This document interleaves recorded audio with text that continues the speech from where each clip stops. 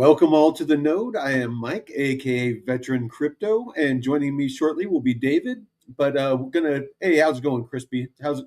Good afternoon, good morning, good evening, wherever you're at in the world. So, as usual, I'm gonna jump right into the news, and David can jump in whenever he gets here. The And I'll say, introducing the socials, so you can know where to find us and where to subscribe, stuff like that, towards the end.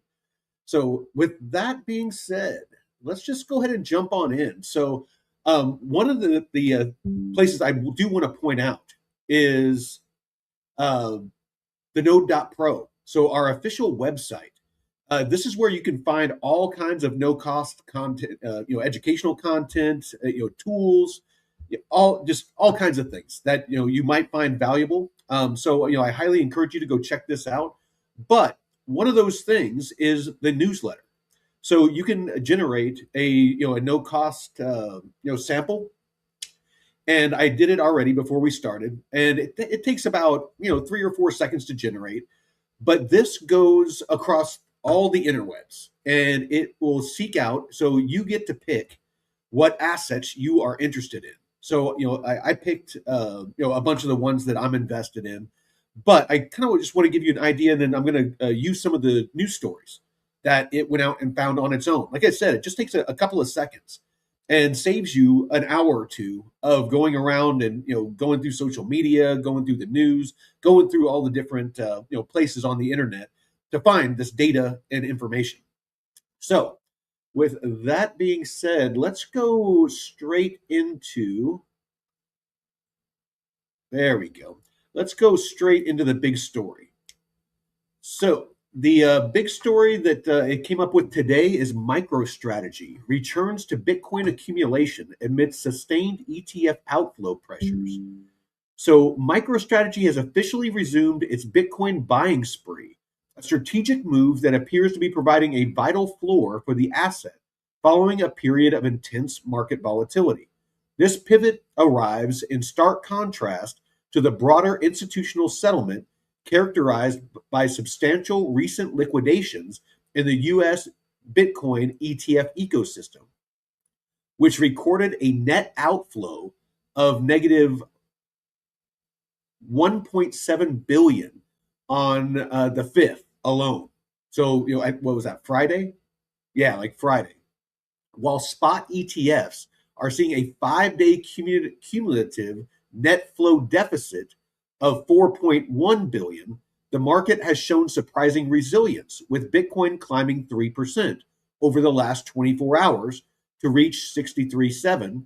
This divergence suggests that corporate balance sheet demand is currently absorbing the selling pressure that traditional ETF allocators are offloading. Me personally, looking at the data that I look at, on a day-to-day basis all day long, is institutions are doing nothing but accumulate.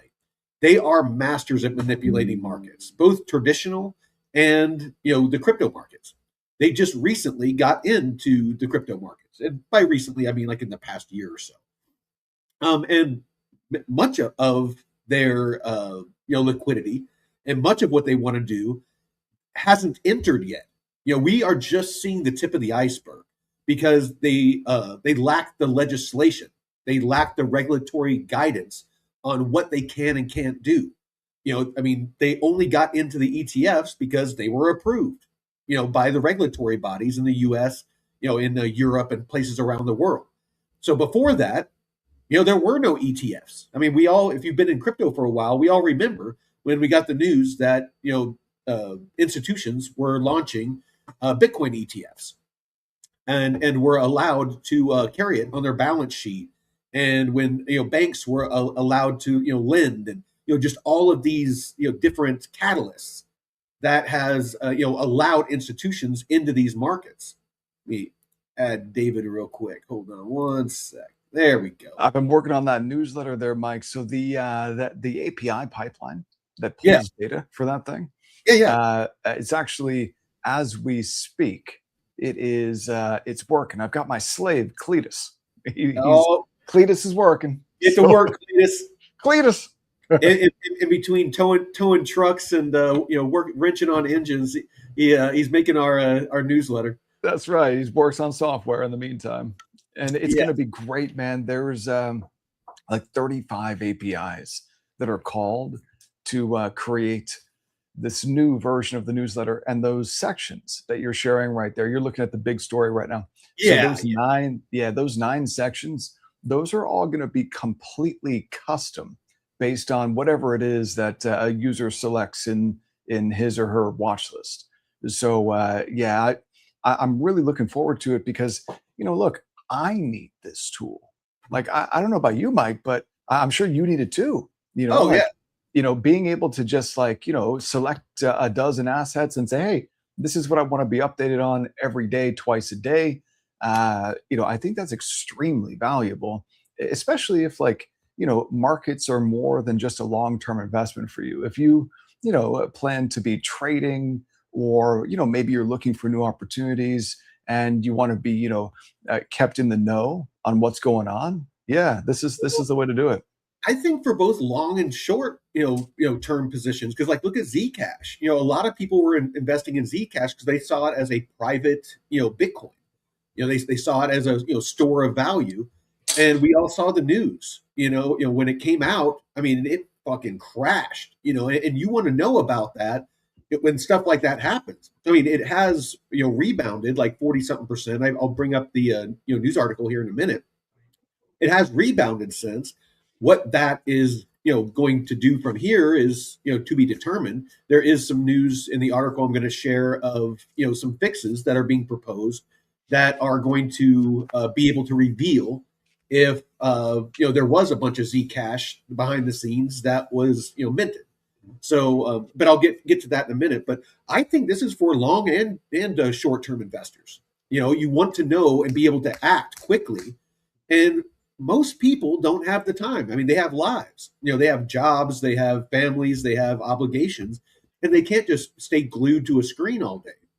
So being able to get alerts on if one of your assets, if a big news story, or price movements, or whatever. So because if you get an alert that one of your assets is dumping, then if you can click on the newsletter and see what exactly it is that is happening, you can make a determination. Oh, is this something I don't really need to worry too much about, or do I need to exit this position like immediately? Yeah. Before everybody else's exit liquidity. And so the alerts part, so the newsletter and the Hermes agent, they're the same thing. Well, not the same thing, but they're like part of the same package. So like anyone who signs up for the newsletter is going to get the Hermes agent, and vice versa. You sign up for the agent, you get the newsletter. And so what I'm thinking here is with that Hermes agent, I can make it so that you can connect your Telegram, or maybe some people use WhatsApp. I don't know why you would use WhatsApp, but maybe use Telegram, or maybe use Slack, or maybe use Discord, or maybe use WhatsApp. So any of those four services, I can connect to the Hermes agent, so that you've got your watch list, right? And whatever's on your watch list, that's connected to your email when you're logged into the node. So when you're logged into an account at the node network and you've got your email there, if you choose to, you can get notifications on the assets in your watch list. If there's like a big piece of news sent to, Telegram, WhatsApp, Slack, or whatever, Mhm. and through that Hermes agent there. Yeah. So yeah, these are the things that I'm building in to the node because, look, these are things I want for myself. Like, Well, you know, Well, and that's the thing, though, is I mean, if we build these out, for to be valuable to us, I mean, they're going to be valuable to other people. I mean, because we know what it is that we need to keep our finger on the pulse of to be successful. Because really these markets, what they boil down to is being a first mover. If there's a really good project, that's why the blockchain report with Jeff, um, finding these early projects. We were joking last night at our meeting. The node gems. These early gems that he's able to find. Sometimes not all of them, but every once in a while he runs across stuff that's like, damn, that's interesting. That's a very that's a large pain point that they were able to identify, and they're developing a solution for it because anybody that's been in business or run a company at a higher level, they understand that most successful companies are simply finding a pain point, and the larger the pain point, the more profitable it can be, and addressing it. Like with Google, the whole thing about search engines was, before search engines, you had to know the exact web address that you wanted to go to, and it wasn't, back in the day, it wasn't like a .com or a .pro or anything like that. It was like a long string. It was like a wallet address that you had to just know to go to a website, and there was no way to search the internet really. So it was a pain point. Microsoft, before Microsoft, you had to be a programmer.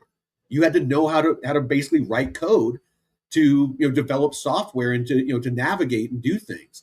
Whereas that graphical user interface, or GUI, it made it to where you can just double click on an icon and it does all that for you in the background. It opened up computers to the average person, whereas before you had to be like a computer expert. So that's why they became an Amazon. You can get anything and everything that you could possibly want delivered to your front door. It's just the size of the pain point, and the amount of people that it helps. That's really what it boils down to. So these things that David is making, for us that like to invest, and those of us that enjoy learning about this ecosystem and the technology as it evolves, and I mean, these things are valuable. So I think so. I mean, for me, what I'm really excited to be able to share with everyone is a live portfolio of real money, like real yeah, money. And this is going to be live, on chain, like money. verifiable. It's very nice. It's very nice. I want everyone to be able to see it, So I'm going to put a portfolio section up here in the node, and you'll be able to track the on-chain node portfolio that I'm going to be trading based on the Hermes agent and all of the data that we're going to get here in a minute.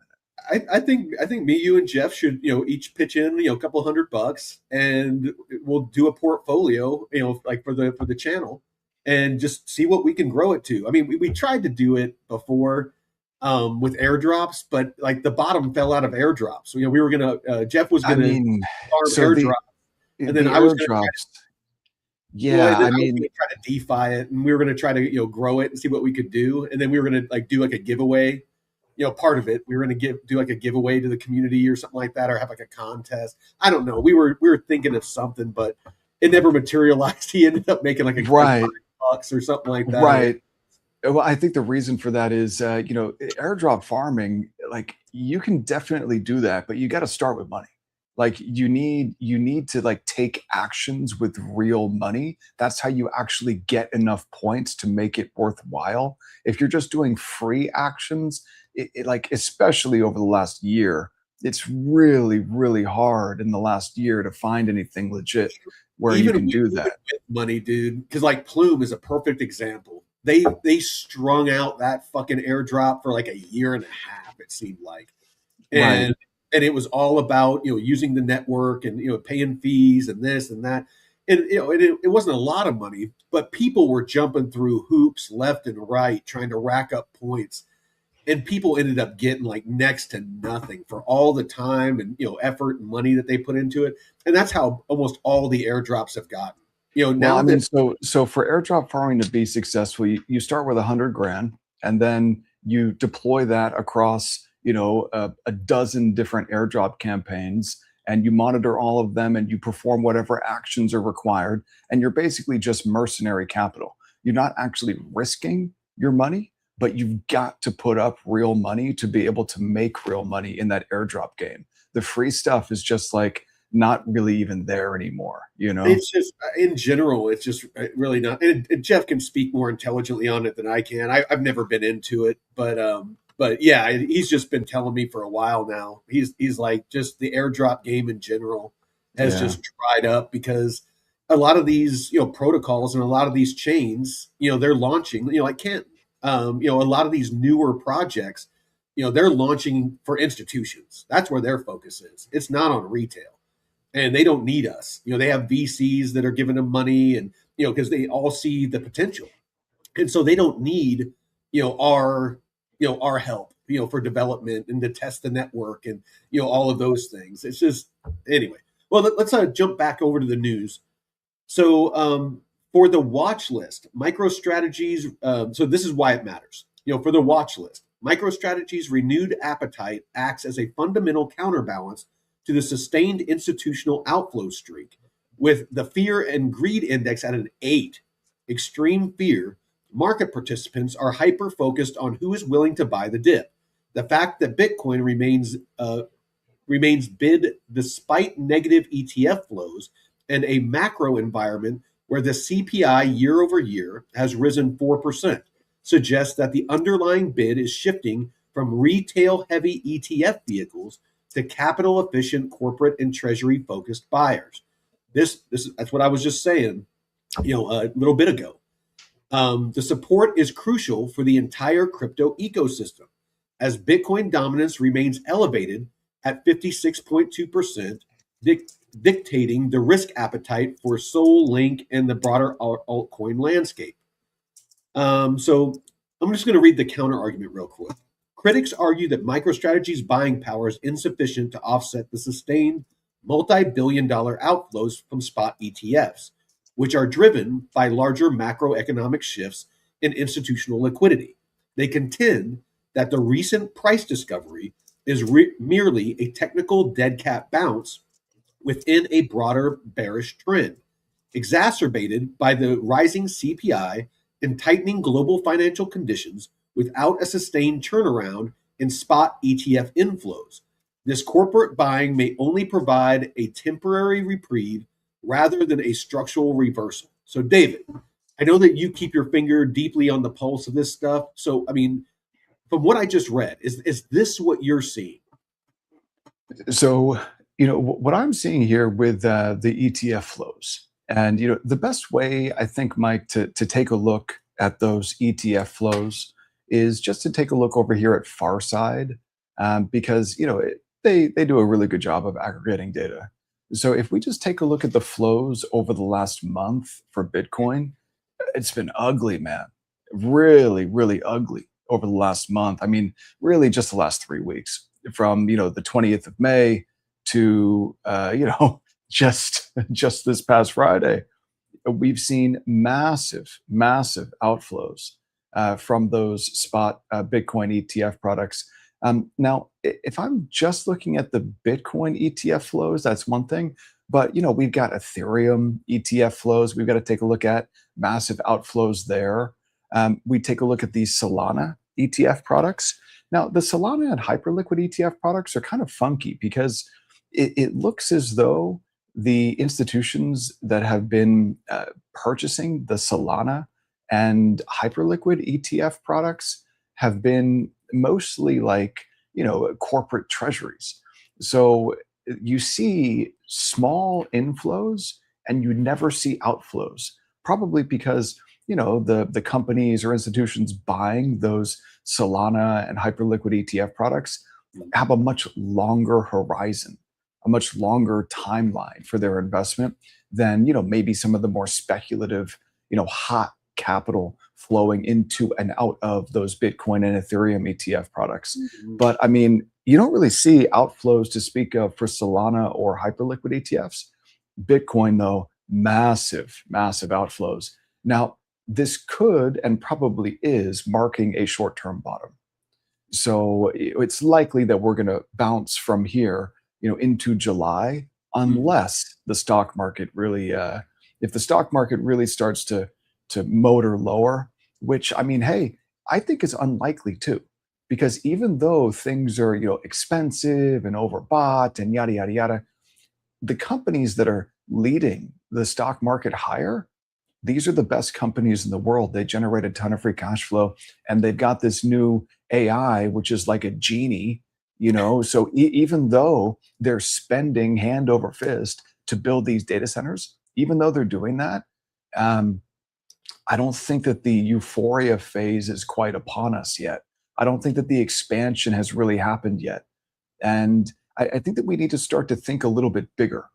So like, even though these numbers are so crazy, and everyone that I follow, Mike, all the guys who have been traders for 50 years, The guys with long track records of success, the OGs, the OGs who have been in markets for decades. We're talking 3, 4, 5 decades. Well, and it's important, that people understand, why, you're looking at people that have, that depth of experience, because in markets, they've seen cycles, long and short-term cycles. They've seen things repeat and come back around, and they can see patterns, in those. And so, the more experience that somebody has in the market, potentially, because that's really all that charts and stuff like that are. Everyone always talks about the head and shoulders pattern. They talk about, the freaking, bear flag and the bull flag and, all these different, they're all patterns.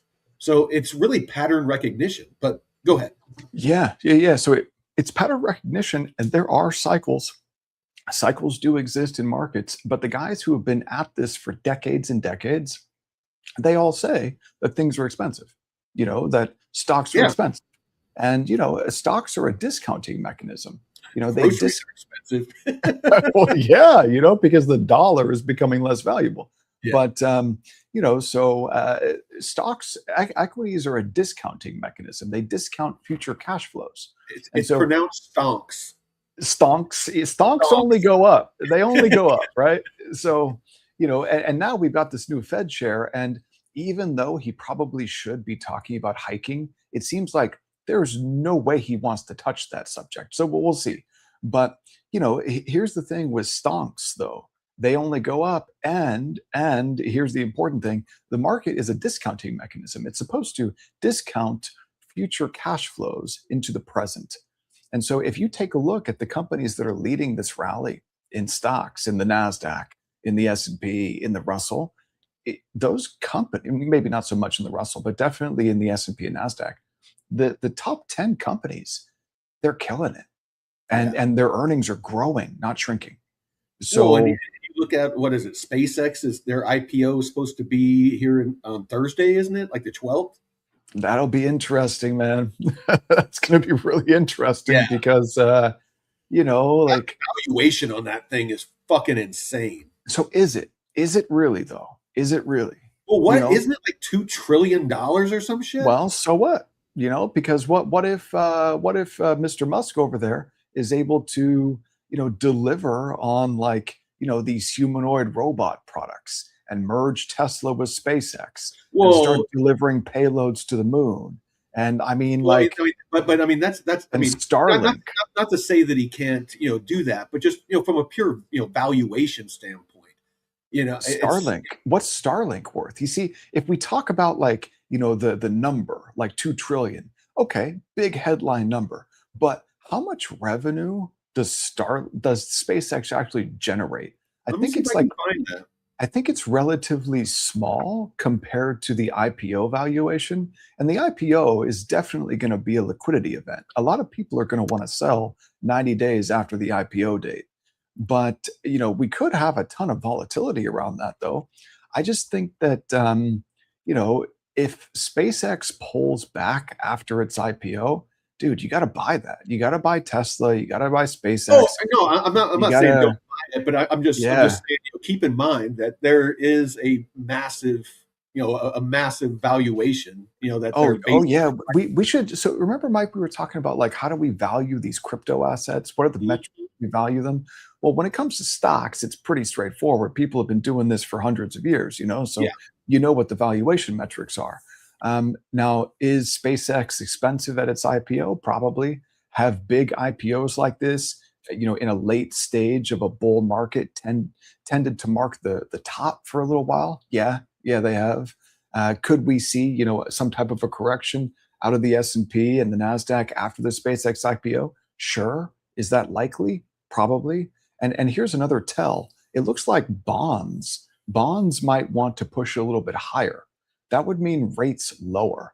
Now, what's going to drive rates lower if inflation is going up? If the stock market corrects, that'll do it for sure. People will fly to the safety of, U.S. treasuries. It's still perceived safe haven. So I just kind of think that if we get a pullback into the summer, it's only June 8th. If we actually get a pullback, then out of stocks, dude, I think that's the opportunity right there. Yeah. So SpaceX, it looks like about 16.5 billion a year. But despite the revenue, the company reported a GAAP net loss of about 5 billion for 2025, largely driven by heavy investment in research, development, and capital expenditures. While the company is scaling rapidly, analysts have noted that its ambitious long-term valuation targets depend on aggressive future growth, particularly within its AI and satellite internet divisions. So, yeah, I mean, it's just you just need to understand, what it is that you're investing in, and like David said, that's what we're always, and me on social media, I'm always pushing, understanding what you're investing in, the token. If you're investing in a crypto project, and this is something that he's building into the website too, where we're going to start giving like a grade to a lot of these deep dives that we're doing, of based off of from an investment point of view. Should you buy the token? And not necessarily like should you buy it, but what we are grading it and if we would buy it or not. Because for me, if there is no value capture, and we're going to get into this, with projects like Cardano, we've gotten into it with projects like Ondo and XRP and XLM and a lot of the older tokens. The tokenomics, there is no connection between the token and the profitability or success of the company. And for me, that's a huge red flag. For you, it might not be, and that's fine because I could be wrong. The speculative. Do not underestimate the speculative market. There's plenty of stuff out there. Look at the meme coins. They have zero value capture, have no company, they provide no service, no product, nothing. And people, they pump, thousands of percent. So yeah, I mean, can you make money, short term on them? Absolutely. But what's your risk appetite? How much risk are you willing to take? A lot of people say that Ondo's, supposedly going to take a vote that it's going to become a utility token, not just a governance token. Do I see the majority, token holders being the company voting to give their money away to token holders? No. Could I be wrong? Yeah. But it's important that you understand what you're investing in at a deep level. So, all right, let's see. So next up, Zcash bounces 42% from Friday's low as Zottle and Shielded Labs propose Ironwood upgrade to restore supply verification. Zcash has bounced 42% from Friday's $409 low as Zottle, Shielded Labs, and other propose the Ironwood upgrade, a new formally verified shield pool with turnstile supply accounting targeting July activation. Zcash has rebounded roughly 42% from Friday's post-disclosure low near $409 to around $580, as a coalition of Zcash developers unveiled an aggressive plan to address the structural issue at the heart of last week's vulnerability disclosure: the inability of users to independently verify whether the network supply had been compromised. Those that aren't familiar, AI was able to reveal that it being private, there's no way to see if an exploit that was found where technically somebody could have infinitely printed Zcash and slowly been cashing out. But since it's a private network, the ledger is private. There's no way of seeing that. And so when that came out, Zcash crashed massively, but has since rebounded, and it looks like that they are coming up with a solution. So the Zcash Foundation, Tachyon, and Valar Group jointly proposed a new shielded pool called Ironwood, with activation targeted for late July. The upgrade uses the Patch Orchard circuit as its base, but layers on formal verification, independent security audits, and AI assisted review. The combined assurance framework is materially more rigorous than the protected orchard before last week. The most consequential design element is a turnstile mechanism. Every ZEC token moving from Orchard to Ironwood will be cryptographically validated against the migrated supply, allowing any node operator to verify the network's circulating ZEC by summing the active pool balances. So basically adding up all of the balances on all the different pools. That capability addresses the central uncertainty exposed by the disclosure. Even through shielded labs found no evidence of exploitation. Orchard's privacy properties made it impossible to prove cryptographically that no counterfeit ZEC was ever minted. Ironwood resolves that question going forward and lets users move their existing funds into a pool where the supply is fully auditable. And I'm sure, David, you're going to speak on this. My issue with this is that, yes, the tokens can be migrated. The people holding ZEC can migrate it into this Ironwood pool. But what happens if after, was it like 21 million tokens? What if all of a sudden all of them, all of the tokens have been, bridged over into this pool or moved into this pool, and there's still people like me and you out there saying, "Hey, I haven't moved my ZEC tokens yet." So potentially there was, counterfeit ZEC that got moved in before I could move mine. What happens then? So, David, I'm curious, what is Shielded Labs? It says Shielded Labs found no evidence of exploitation. I'm just curious because, it's verified don't trust with this stuff. Exactly. So so let's just find out. Can we read the headline real quick, Mike? I'm curious, if you scroll all the way up to the top there, AI audit uncovers. Okay, so what is the company Shielded Labs? Because if Zcash, whoever the foundation is behind Zcash that's building this thing, if they own the auditing company, and they're like, "Hey, we hired an auditing firm. Yeah. They said it's all good." Or it's like, is the auditing company, part of? Are they biased? That's basically the bottom line. Are they biased? Yeah, basically, like, was it a real audit or not? And that's what I want to find out here. But yeah, Crispy, exactly. Kind of like Tether's audits. They haven't actually done a real audit. So the thing for me here with this, Mike, about Zcash is, here's the thing. There's two things for me. Number one, Zcash pumps at the end of Bitcoin bulls. So, like, got to know that there are patterns, right? These patterns have repeated. We don't have a huge sample size, but still the patterns have repeated. When Bitcoin bull markets end, Zcash pumps. That marks the start of a bear. We're in a bear right now. We're in like the 7th inning, and Zcash is sitting at like 450. It's still up like nearly 10, like 8x from where it was back in October, September last year. So it's still done phenomenally well. But it does mark the end of a bull. So that's number one. Number two is, Zcash has some real competition in Monero. That's definitely something to think about. And then number three, here's the most important thing.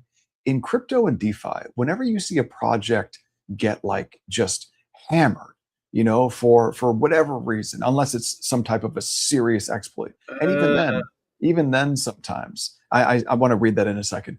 But so whenever you see a project and a token dump because of a piece of news or even an exploit sometimes, unless the token goes to zero, sometimes when there's a fix and that fix is legit and that token is able to regain trust, it happens very rarely. But when it does happen, those dumps tend to mark really great entry points. But it's very difficult. It's almost impossible to know unless you have the benefit of hindsight, but then you miss the opportunity. So One Arm Bandit is saying Shielded Labs, an independent donation-funded Zcash support organization. Wait, hold on a second. Zcash funded? Yeah. Wait. Donation funded. Donation. So hold on, it's donation funded. So did the Zcash, like whoever, fund their own audit of their own thing? Like, that's the question I'm trying to answer here. Because if they did, then it's like, bro, that's bullshit. Like that tells me that, okay, sell Zcash. Don't buy Zcash. this bounce is, going to roll over and die. So sell the bounce. That's what that would tell me. If Zcash, the foundation or whatever, funded their own audit to tell people, hey, don't worry, our orchard pool totally Hey, didn't get don't worry exploited. about it. Don't worry about it. What do you Hey. mean? Like, well, then, dude, then you know that they're full of shit. So, yeah, that's what I would be thinking about here. So it says while its full internal ownership structure is that of a private nonprofit, it is widely recognized as a key entity in the current Zcash ecosystem, with Zcash founder Zuko Wilcox serving as its chief product officer. No. So One of the Zcash founders is serving as their chief product officer. really, Yeah, really, yeah. dude, like, So as phony as a $3 bill, man. Like, yeah, come on now, come on, you guys. Like, no. that's not going to work for me. And like, if you Hard take pass. Hard hard pass. pass, dude, and if you take a look at Zec, like, it's got, dude, if it's able to get up to $500, like, it has got to be a sale. Like, you've got to sell that thing if it gets up to 500, because that's a significant level of resistance. And honestly, it's trading right now. It is at a significant level of resistance now. Yeah. So, I mean, it put in a huge bottoming tail, and it ended up, a little bit of price action around the 200-day moving average, but broken chart now, head and shoulders pattern, lower highs. It's just a matter of getting below 185, and then that would be, maybe into Q4, it gets down there, but you can't have an audit from the founders of the protocol to absolve said protocol of any responsibility for minting fake tokens. Yeah. Like, that is the definition of a conflict of interest. Can't do it. Can't do it. No. It's so hard pass. All right. So what else we got going on in the news? Actually, you know what? Let's go back to here and see what else we got. So the quick hits. Strategy resumes Bitcoin buying spree, quelling market panic.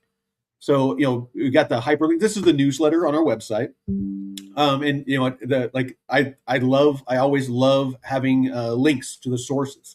Cite your sources. Huge on that.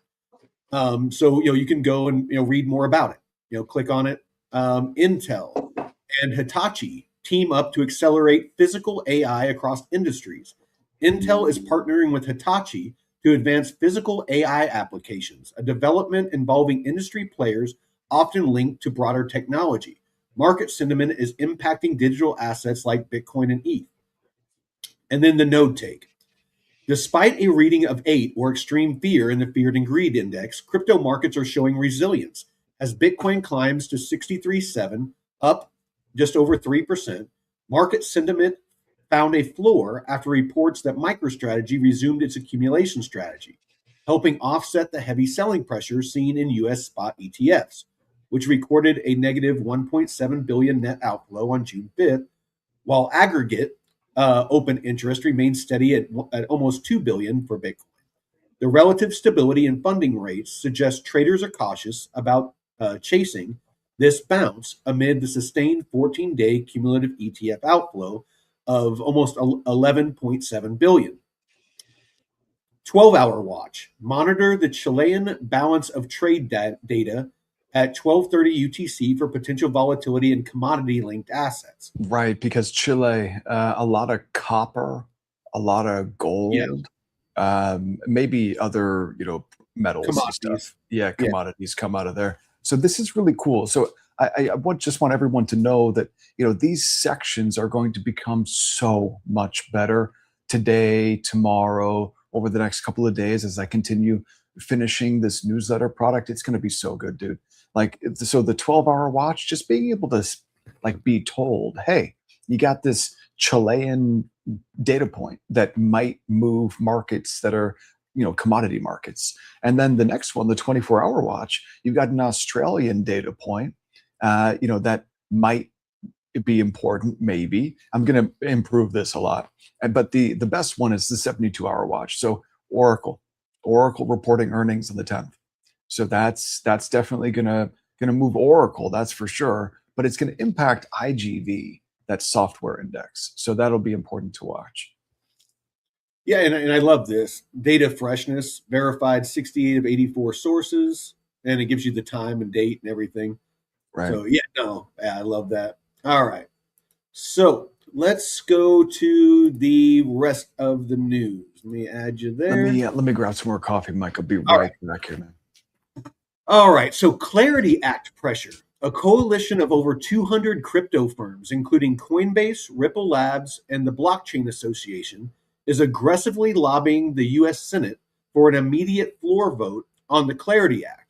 The industry is pushing for clear federal regulatory frameworks to cement the U.S. for global innovation hub. Love it or hate it, it's how business is done in Washington. I personally hate it. I don't think that lobbying should be legal, just for the simple fact that they bribe. It's why most legislators, they do the will of lobbyists in between elections, and they pander to us during the elections to get our vote. It's part of a lot of reform that I personally feel needs to be done in Washington D.C. But that being said, it is what it is. But I understand why it is that these institutions and these firms are pushing, because historically Democrats have been very anti-crypto. You got Biden when he was in office. You got Elizabeth Warren and many others on that side of the aisle were fighting tooth and nail against crypto. And we can debate the reasons why. I mean, I kind of feel like that I know why, but we can debate the reasons why. Republicans have seemed to be much more open-minded when it comes to crypto. But the reason that these institutions are all pushing for the Clarity Act to be passed is because we have midterms coming up in the US in November, where some of these seats that are currently held by Republicans could flip Democrat. And if enough of them flip, then it's going to make it very, very difficult to get favorable crypto legislation through the House and the Senate and onto the desk of the president. So, which would, for all intents and purposes, make Trump a lame duck, what they call a lame duck president, where basically nothing will get done for the next 2 years. So, David, what's your thoughts on this? These 200 crypto firms, including Coinbase, Ripple, Blockchain Association, all aggressively lobbying and pushing to get this Clarity Act, passed. I don't think that Bitcoin needs the Clarity Act. Well, Bitcoin doesn't, but the blockchain technology as a whole, does. Does it?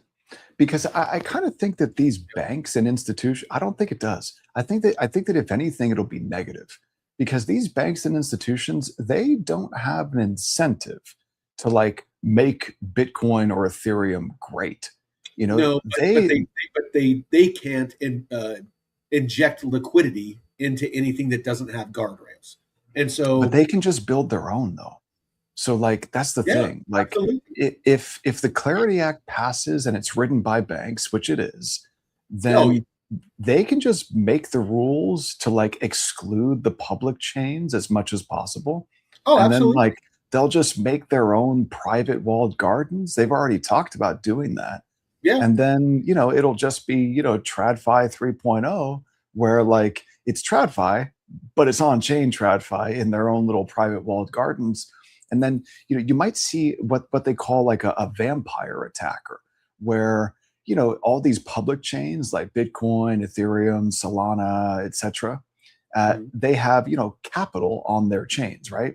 But if these, private walled gardens suddenly like are much better in some way or other, then you might see people decide, hey, I'm going to go from liquidity.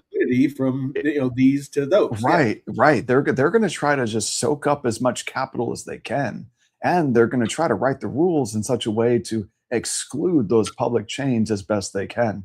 Well, So I like don't they already know. do at TradFi, with the qualified investor. You have to be a qualified Right, investor and shit like that. right, exactly. So I'm just thinking to myself that everyone's so bullish around this Clarity Act. I'm not. I think that I'm it's not bullish about it. I just understand that what it means. That you know that basically for this technology as it is now to move forward, and these institutions to legally be able to use it, and legally be able to inject liquidity into it and invest in it. They have to have legislation. They have to have guardrails. Otherwise, they're kind of handcuffed. But you're 100% right. As this technology moves forward, they 100%. I mean, they're already launching their own stable coins. Canton, for all intents and purposes, is purpose built for them, and I dare say it could be somewhat funded by them. Just because of its laser focus on being the rails for them. But can we profit? If we get into some of these projects, take profits, not screenshots. Peel those. that's a good idea. You know what Who I'm does that? saying? It's but I mean that's a very real thing, and why it's important that you don't just consistently pour all of your liquidity into these, thinking that it's going to be up and to the right forever or even over time. You need to make sure that you're at least getting your initials out and some profits, and diversifying into stocks, diversifying into commodities, diversifying into real estate. Buy some gold, buy some physical gold, especially if it goes down to like $3,500. Like, I've been watching Gareth Soloway, and he's one of the analysts that I really like. He's quite good. He's got a pretty high win rate. And when I take a look at what he's saying about precious metals, with gold and silver potentially moving, sharply lower, I just think to myself, oh man, uh, that would be a great buying opportunity if I could pick up some silver below $50 or gold below 3,500. That would be great, because I just don't see the value of the dollar, being able to, keep pace. I think that the dollar continues to be devalued. And so that means you want to hold, physical stuff like gold and silver. You want to hold spot Bitcoin that you've got custody of. Maybe if you're bullish on Ethereum, you want to own some of that. If you're bullish on some of the other chains, you probably want to own some of that. That's what I'm thinking about. Like spot assets that I can custody. The custody, that's super important. It can't be stolen from you, super important. And, Personally, I think hype and near. I mean, I bought some hype when it pulled back a little bit, last week.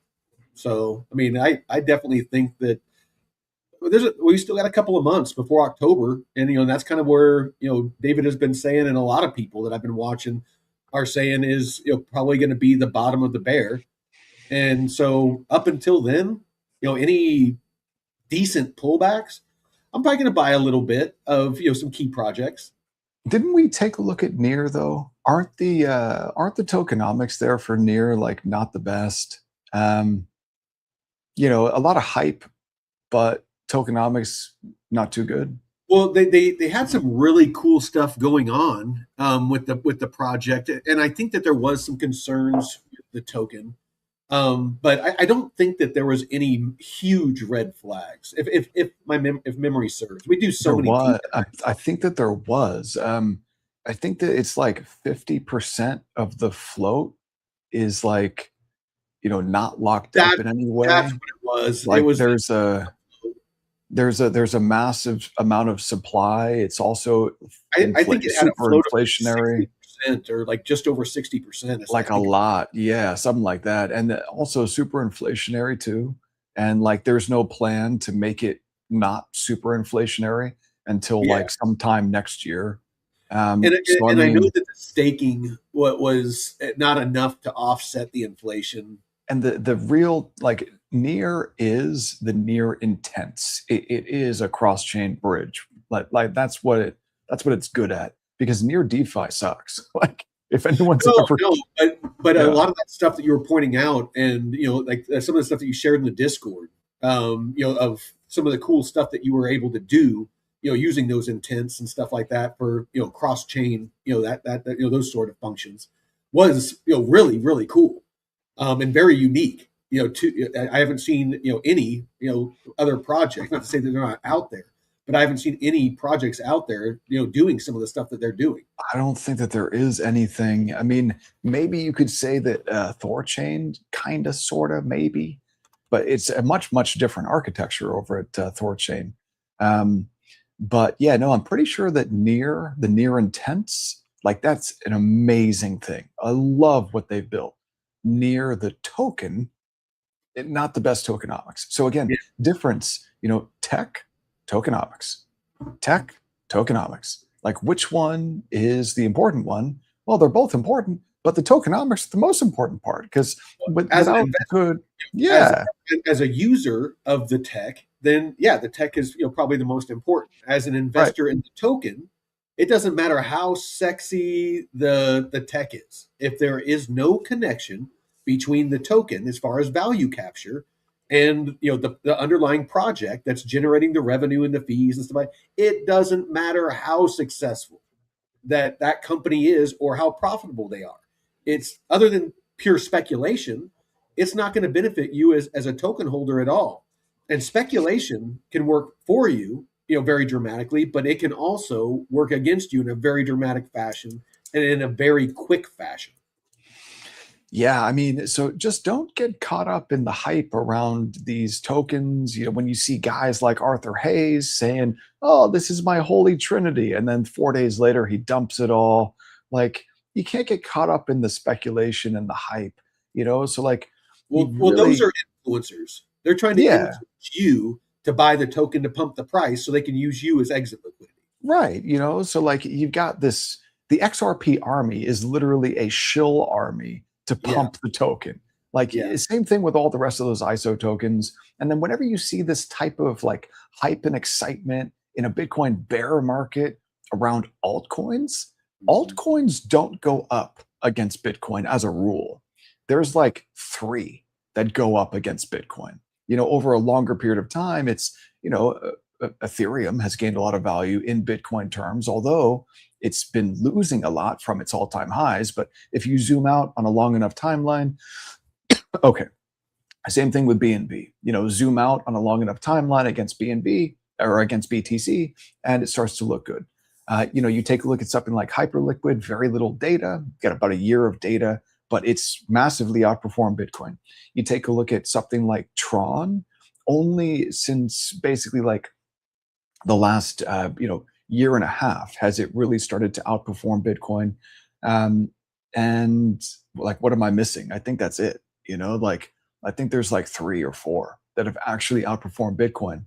Well, yeah, I Um, mean, it's like Tron, Hype, Canton to an extent, and that's pretty much the only ones that we've identified. I mean, that's basically it. Like, there's a handful of others, like if you zoom out on a long enough period of time, where, yeah, over the last, like, since 2017, if those projects have survived, maybe they've outperformed Bitcoin. I'm thinking like, ETH and BNB, only if you zoom out. But like, yeah, just about everything else loses value in Bitcoin terms. Like 99.99% of alts lose value in Bitcoin terms. So if you're going to hold them, and they've got a higher, these altcoins, and they've got a higher level of volatility that Bitcoin does, they had better be outperforming Bitcoin. If they're not, what are you holding them for? Like you're basically you're saying, hey, I think that at some point in the future, this alt will massively outperform Bitcoin. That's basically the gamble that you're making.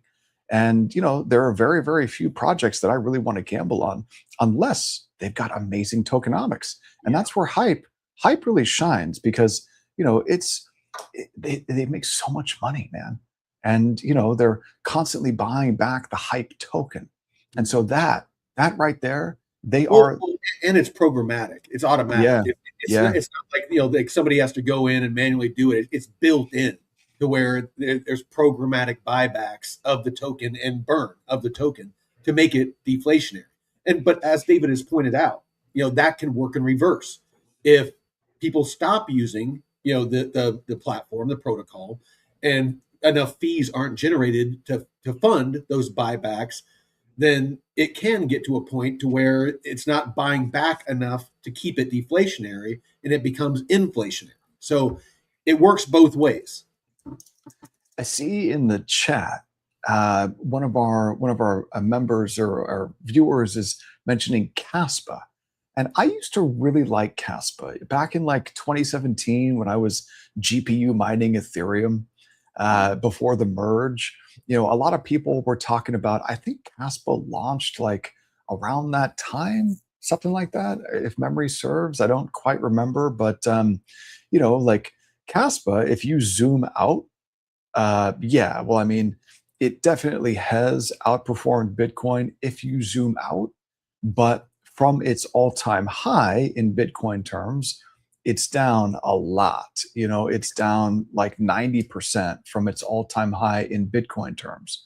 Well, But I like, yeah. we're wrapping up the news, so if you want to bring it up and show it, I mean, you're going to be sharing the deep dives here in a second anyway. Yeah, let's check it out. So let me see what's going on here. Let's bring up Caspa. So this is a chart of Caspa in Bitcoin terms, and these data go back to 2022. I'm pretty sure that I could get better data here. Let's see, CAS USD maybe, and BTC USD. Let's see if that'll give me some better data. And this goes back to 2022 also. So yeah, I mean, this pattern is not horrible. It's definitely held on to a lot of the gains from last bear. You saw the expansion and you saw the contraction. Got a higher low here though. This is a series of higher lows above those lows. These are the lows Caspa in Bitcoin terms from last bear. These are higher. Even that October 10th low is still a higher low.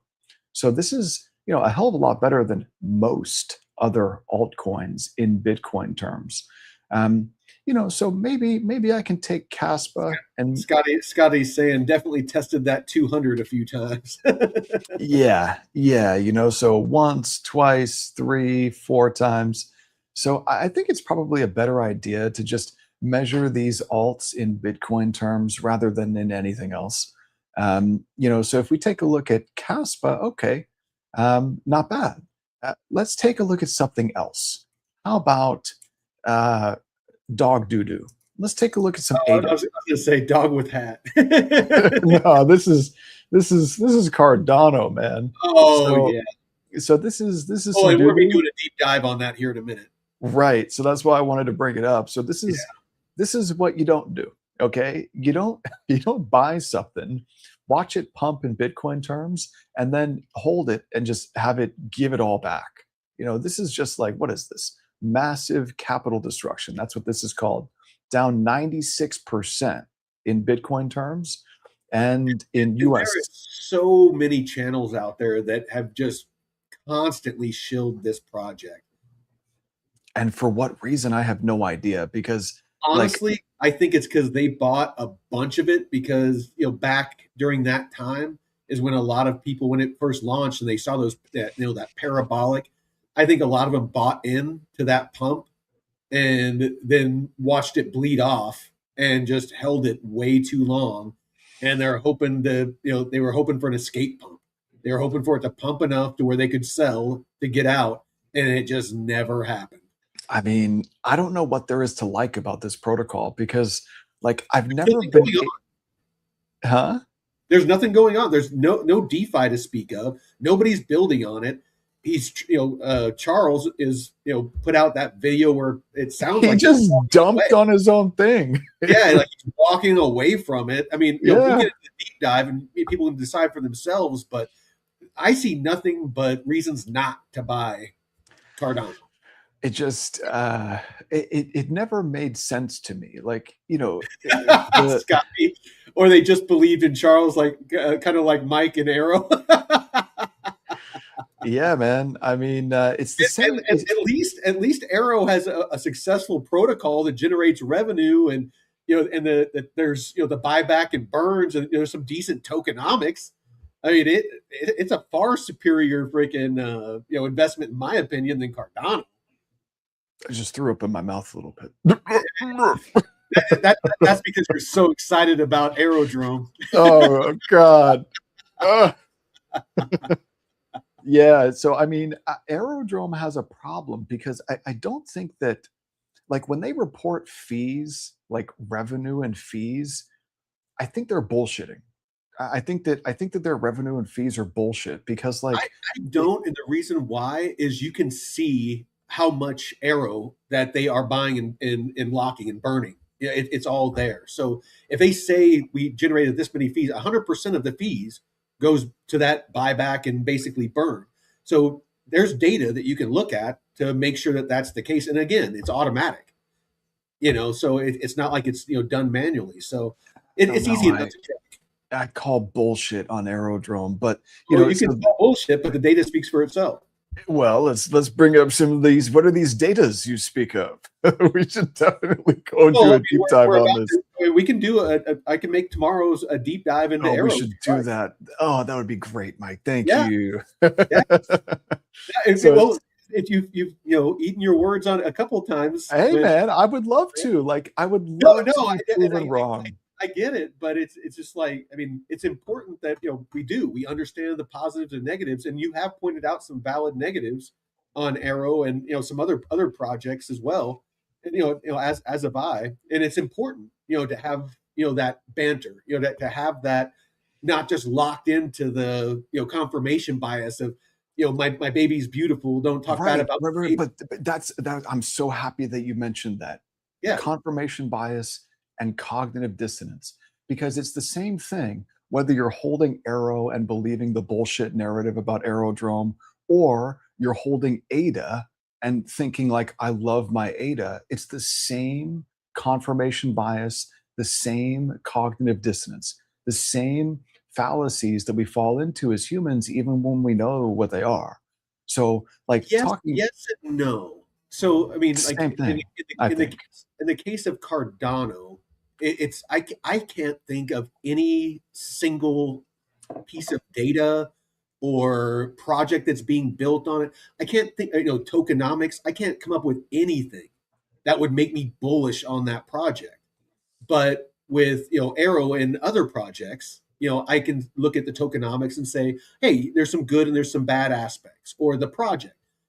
They're profitable, but it's not profitable, enough to where, like with Kent, I'm very bullish on it, but it's still inflationary right now. The burn mint mechanism isn't to a point to where it's deflationary. So, that's a negative in my opinion. So it's yes, you can get sucked into where but if you only allow yourself to focus on the positives and don't acknowledge the negatives, that's when it's dangerous.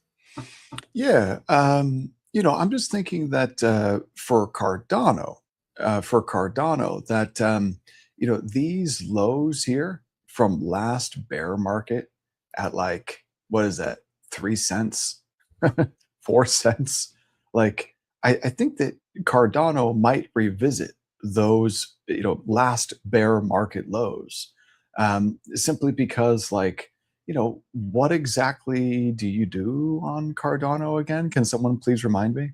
Uh, There's a lot of recent last week catalysts, like the video where it's like I said, sounds like he's potentially walking away. And there was some other news that I'm sure the deep dive will get into where some of the key players in that project are walking away. yeah, as they should. This is some type of nonsense project here. What would be really cool, Mike, is if we did deep dive research on the operating system wars in the 80s and the browser wars in the 90s. And the Because bubble, fucking com- build burst. well, I'm just thinking, not so much the .com. I'm thinking, like, when it comes to the blockchain wars. Oh, I so think, you're thinking of focusing more on the tech, not necessarily the investment. I'm thinking about, like, all the different operating systems that must have been created in the 80s. Like, Oh, I they remember. all, Yeah, yeah, they all died, all the different browsers, they yeah, all died too, yeah. and like it was basically winner take most. So like we've got all these different chains, right? All these different protocols, all these different dApps and coins and all this shit. I think that most of them are probably going to die, and we'll Well, have like a handful that will well, survive. speaking of dying, let's jump into the Cardano deep dive. Oh God. Well, here we go. We're going to hop on over here to the Intel library, and here is Cardano. Oh, Garbanzo. garbanzo beans. Oh, look at, so we need to, I think Hermetica. Oh, This has got to be Jeff, right? So we yeah, gotta. probably. Actually, while you're doing the deep dive, I'll go in there and do that. How do you do that, by the way? How do you make the? Because these are beautiful, the logos. How do you make them? I use Vagic. What the fuck is So that? I just go to Google and do like an image search, and find one that looks sexy, and just basically load it in there. Oh, okay, got it. And we still need to do the those whatever these I things are called We underneath. talked about it last night, and it's on my to do today. Awesome. So let's check it out. I'm looking for the video content. I don't see the video here. Need that video content, Mike, for the deep dive on Uh, Cardano. why did that not? And Well, it's here. Let me. all you got to do is just sign back No, into I the know. I admin and just then yeah, upload the video, it was just the video URL from it was YouTube. there last night. There's You got Chainlink. to make sure to hit There, the update button. Cardano. There is the shareable link, Yeah, and buddy. Oh, and also while you're doing that, Mike, and you're in YouTube, I put together a playlist for all of the node pieces of deep dive research. So if you add all of the videos that you've uploaded to YouTube to that playlist, then we'll have like one place on YouTube where you can see all the pieces of deep dive research. all right. Hold on one sec. There it is. Hold on. I'm just focusing on getting this done really quick. Come on. Pull up, damn it. Oh, there it is. All right. YouTube URL, paste. It's going to be interesting though because this Cardano thing. Give it a refresh. It should be in there. Sweet. So this Cardano thing, man, like it's never done anything, and people are like, "Oh, I love my Cardano." Like, for Oh, why? dude. For what? Like, I'm not going to call him out, but there's one person in particular on one channel, and it was just like we used to joke about it. There's not a single episode, and it's a major channel, and not a single episode would go by to where he wouldn't just be shilling and hyping the shit out of Cardano, and we would just be basically freaking razzing them, going like, tell us anything that's being built on it, tell us any meaningful DeFi where there's some TVL or fees being generated. At the time, it's like there's no stable coins on it to speak of. It's dude, how is they going to yeah. do anything? I mean, so here's the thing too, Mike. Like, I've worked with a lot of private clients, and one of the clients who I've been working with recently, he hopefully exited his Cardano position. I'm not a fiduciary. I can't give financial advice, but I let him know like, hey, might be a good idea to exit that type of position there. So, but what we were doing though, it was so hard for him though because if you're sitting on a huge loss, it's tough to realize that loss. I've But done I it on was like, I've done it yeah, on a couple Casper network. I thought for sure that it was going to do great things. They were working with IBM, building out their AI, Watson and stuff like that, and it just but nothing ever materialized. Like the old CEO took that contract and left and went to HBAR and started building it on HBAR. Just shit like that. And finally, I mean, at a substantial loss, probably like 80%, 70%. I just had to cut bait. I just had to be suck it up, take the losses, and reinvest it into a faster horse, a better project.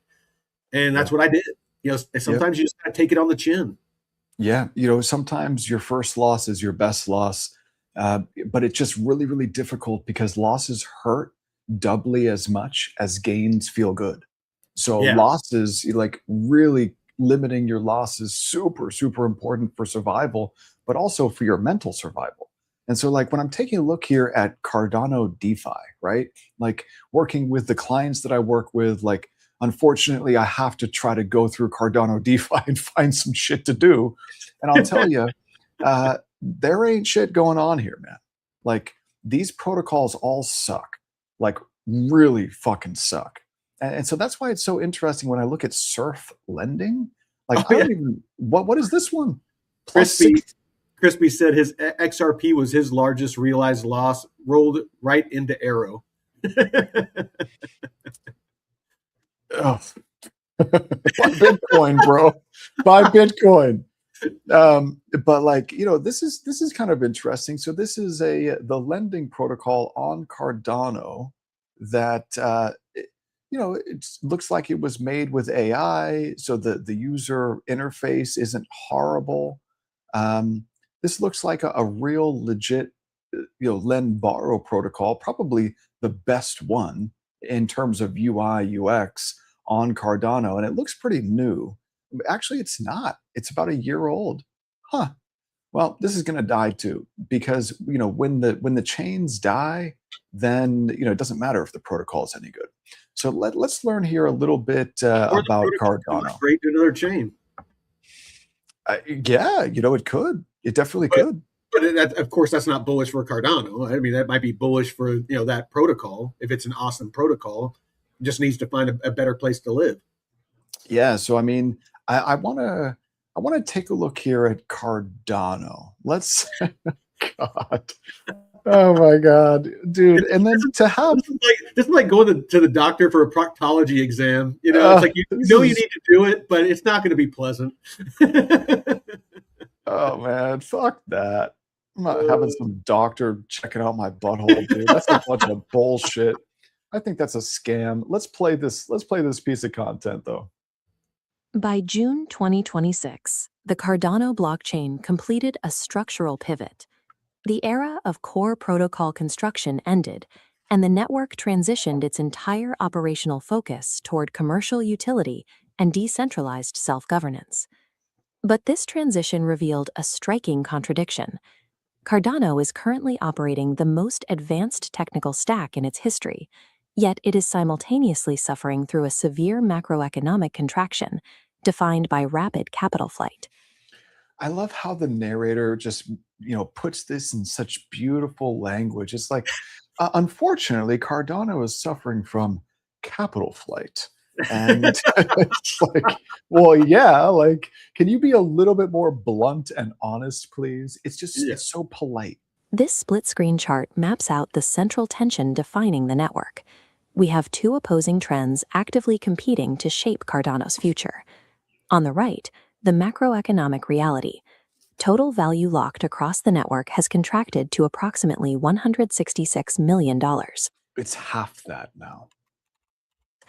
This liquidity drain contributed to the permanent shutdown of critical native infrastructure, including the trading dashboard Tap Tools and the NFT marketplace JPG Store. Yet, on the left side, technical capacity is rising. Base layer throughput is undergoing a significant expansion, moving from its historical average of 15 transactions per second toward a target of over 1,000. Okay. Target being keyword, and current also being keyword. So Yeah. current of 15, we're talking ETH mainnet speeds, so. Cardano's survival in the Voltaire era relies on resolving this exact tension. The network must balance its high-throughput engineering with aggressive market intervention to counteract the rigidity of its own decentralized fiscal policy. The foundation of this technical surge began in May 2026 with the activation of the Van Rossum hard fork, initiating the crossing of the Protocol 11 boundary. Van Rossum was executed as an intra-era hard fork. By modifying state transition rules without requiring a transition to an entirely new ledger era, the upgrade eliminated integration overhead for exchanges and custody providers. Okay, what exchanges and what custody providers, I wonder? Because you can't really be talking about stuff that's like native to Cardano. because there isn't really any of that. So I'm just curious, like, which protocols are being referred to here. While permanently lowering Plutus smart contract execution costs. This set the stage to address the base layer's primary historical limitation, the propagation delay bottleneck of the Ouroboros Praos protocol, which relied on an average block time of 20 seconds to guarantee global synchronization. This flowchart breaks down the architectural solution to that bottleneck, Ouroboros Laos. The core innovation of Laos is separation. It splits transaction distribution entirely away from block consensus. The first lane consists of input blocks. These blocks continuously stream raw transaction data across the peer-to-peer network, maximizing bandwidth utilization without waiting for consensus cycles. The second lane processes endorser blocks. Validators in this lane group the streaming input blocks together and generate cryptographic certificates that mathematically vouch for transaction validity. Finally, the third lane handles ranking blocks. Produced by stake pool operators through the standard consensus lottery, these blocks simply reference the certified input data, finalizing the exact transaction order on-chain. By running these three layers in parallel, the initial linear Leos implementation pushes network throughput from roughly 15 transactions per second past 1,000. This architectural choice increases capacity without inflating the hardware requirements for validators. By maintaining 6-core and 100 megabit specifications, the network scales its transaction speed while keeping the barrier to entry low enough to preserve a decentralized pool of operators. But base layer throughput is only one part of the equation. Rather than forcing all transactions onto a single layer 2 rollup, Cardano utilizes a multi-layer framework tied to a shared data availability strategy. This matrix displays the distinct application-specific execution environments operating above the settlement layer. The Hydra State Channel Protocol is isolated specifically for known-party, high-frequency, zero-fee micropayments that settle in under a second. Running parallel to this is the Midnight sidechain, providing a rational privacy model that allows selective data disclosure for regulatory compliance. But the centerpiece of open decentralized finance is Midgard, a permissionless, optimistic rollup engineered specifically for decentralized applications. Most traditional Ethereum-based Layer 2s operate as custodial multi-signature systems, lacking functional fraud proofs. Midgard relies on a different mechanism entirely. It leverages Cardano's extended UTXO accounting model to enable single-party fraud proofs. If a malicious transaction is detected off-chain, a single honest actor can prove the fraud and execute the correction in a single Layer 1 transaction. The combination of Laos parallelization at the base layer and eUTXO fraud proofs on Layer 2 provides Cardano with a technically advanced, mathematically verifiable execution stack. But technical capacity requires capital. High-throughput lanes are of little consequence without circulating liquidity to fund developer activity and sustain user interfaces.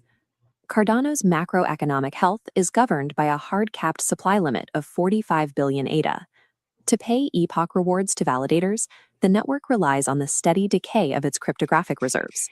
With 68% of all eligible ADA locked in staking contracts, over 22 billion ADA is actively tied up in validation. This preserves network security, but it makes the ecosystem hypersensitive to yield rates and chokes off liquid capital. To protect the remaining reserves, the community enacted the Constitutional Net Change Limit, or NCL.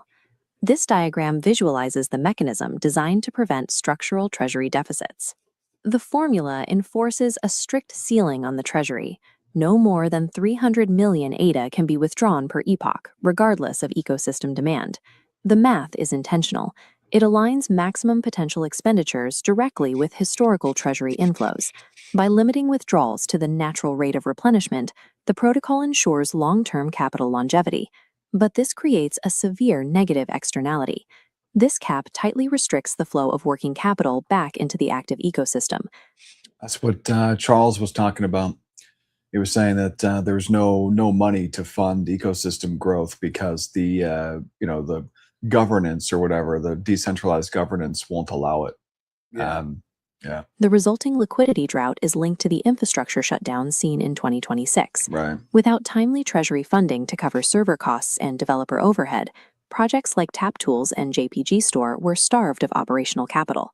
Cardano's mathematical fiscal policy successfully prevents treasury exhaustion. Organizations are leaving is there's no funding. Yeah, I mean, look, See, there's the exit, and these are developers, Yeah. hitting the door. It's just so funny. There's a lot of them here. When it comes to Cardano, shouldn't there be like two guys leaving? Not like 30. I'm pretty sure. Like, how many developers actually are there building on Cardano? Like, really? I have no. 5? Yeah. But by throttling liquidity, it risks creating capital flight and developer attrition across the decentralized economy. Responding to this crisis tested the Voltaire-era decentralized governance model, and the system immediately gridlocked. Under Voltaire rules, authorizing any treasury withdrawal requires a supermajority of at least 75% of participating delegated representatives. Achieving that consensus across a decentralized network functionally prevents agile capital deployment during a liquidity crisis. This visual traces the Cardano Foundation's emergency response. They address the gridlock by pivoting to a centralized market-making intervention, the Flowdesk partnership. Bypassing the DREP voting process, the Foundation deployed an 8-figure ADA liquidity allocation directly into the order books of native decentralized exchanges. This programmatic injection had 3 objectives. First, thicken market depth to reduce the costs of entry and exit for large volume participants. Second, reduce transactional slippage, a metric that had limited complex smart contract interactions. And third, deepen trading liquidity for fiat-backed stablecoins like USDA and USDM, establishing a pricing baseline for on-chain borrowing and lending protocols. While effective at stabilizing short-term conditions, this intervention is a centralized capital subsidy. It exists to support the network until organic transaction demand replaces it. This composite model layers the entire 2026 ecosystem together. The processing power of the Laos lanes, tightly constrained by the NCL fiscal limits, resting on the support beam of the Flowdesk subsidy. Transitioning away from this artificial support requires a significant increase in organic transaction fees. One primary effort to generate this volume is the X402 AI payment standard built with Singularity Network. The X402 standard is an open specification designed to bypass friction-heavy payment rails, aiming to generate account-based payment volume directly on the Cardano base layer. This is the organic transaction demand required to replenish the ecosystem. It must flow in and generate fee revenue fast enough to replace the temporary market-making capital before the structural limits of the treasury buckle. The challenge for Cardano is no longer protocol engineering, and it is no longer establishing decentralized governance. Rather, it is strictly about commercial bootstrapping. Institutional integrations must generate massive, organic transaction demand immediately. If they fail to replace the centralized subsidies, constitutionally enforced net change limits will suffocate the most powerful technical layer it has ever built. Yeah, I mean, there wasn't anything to get excited about there. Nothing. And when we take a look at like Cardano DeFi, Well, well, and yeah, I I just, want to point oh, out when we do this deep dive research, we don't input any biases. We like I'll actually share exactly what we type in is write me a prompt to learn everything about the crypto project, in this case Cardano, and focus on the most recent 2026 information and focus on the tokenomics of, in this case, the ADA token. That's all we put. We let it you know find the information. It's not like we tell it, Cardano's a shit project and the tokenomics of no, you know, you know, no. create this content. I just want to make sure that you understand that. We're not telling it to have a negative bias. Yeah, no, not at all. Just, looking for information. Like, at the end of the day, I would prefer to be, proven wrong about something than to just continue believing whatever it is that I'm believing. So when I take a look at this though, I don't see anything that gets me excited, like nothing. There's nothing interesting going on in Cardano DeFi. The token itself, broke an important level of support just last week and is currently Well, trading for 16 cents. the biggest bull on the project, freaking, Charles, after that video last week, I mean, that was a death blow in my opinion. Yeah, I mean, Cardano's got a floor at 2 cents. Maybe if it gets to 2 cents, then you can start thinking about, okay, well, this is going to be one of the first large cap casualties of the blockchain wars. Cardano might be one of the first ones to die. Is Knight even looking decent? So, I mean, it's connected to Cardano. So, like, it's a Cardano side chain. So I would just lump them together. Basically, Crispy is, I mean, the Knight token. it's probably going to fail with it. Yeah, so here's Knight, and let's just take a look at Knight real quick. This one it's fading into the darkness. It's fading into the night. Yeah. So this thing goes to zero too, man. So yeah, I think Knight goes to zero, and I think that Cardano goes to zero. But I think that's probably what we should expect, though, out of like a lot of them, especially a lot of the layer ones. Like there's so many layer ones that probably just end up dying because they don't do anything, and they can't compete. And two, even if they are doing something, what connection does the token have? And I know we keep harping on this, but what connection does the token or part does it play in that success? Exactly right. You've got to be thinking not just about tech, but you've got to be thinking about tokenomics. And, just looking at ADA, Cardano, it just looks technically, the technicals here are extremely bearish. This breakdown tells me that we go to 2 cents. And then when I take a look at, Charles Hoskinson basically like dumping on his own thing and saying, I'm out, very bearish. And then you take a look at Cardano DeFi, nothing going on here. And then it's just like, okay, well, this looks like if we hop on over to CoinMarketCap and we take a look at the market capitalization for Cardano, like somehow it's number 14. So like this is $6 billion that should go to zero. That this is a nothing burger. So if that happens, then this would be the first large cap failure in like for a layer one chain. This would be an important failure, and I think that's seemingly becoming more and more likely is that this one fails, and it fails first. Now, I would love to see XRP fail, because what these guys have done is just really gross and horrible. So that's something that I'm watching. And by the way, Mike, I was trying to, I've got a bazillion different wallets, right? And I was trying to operate natively on XRP Ledger this over the weekend. Like I was trying to recover an old wallet that I had. Yeah. And dude, like it blows me away that that chain like is even a thing. Yeah, Joseph, say XRP and he shall appear. XRP, and Joseph appears. Oh man, yeah, dude. So like, I would like to see a lot of the nonsense stuff just go away. My biggest profits have been XRP shorts. Oh, that's great, man. I love it, dude. So XRP hopefully dies.